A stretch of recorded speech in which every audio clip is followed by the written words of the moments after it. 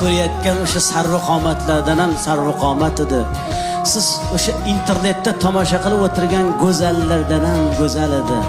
Sizni bolalaringizni tug'aman deb, sizni zurriyotlaringizni dunyoga keltiraman deb to'lg'oq azobiga chidab tishini tishiga qo'ygan paytda tishlari sinib tushdi.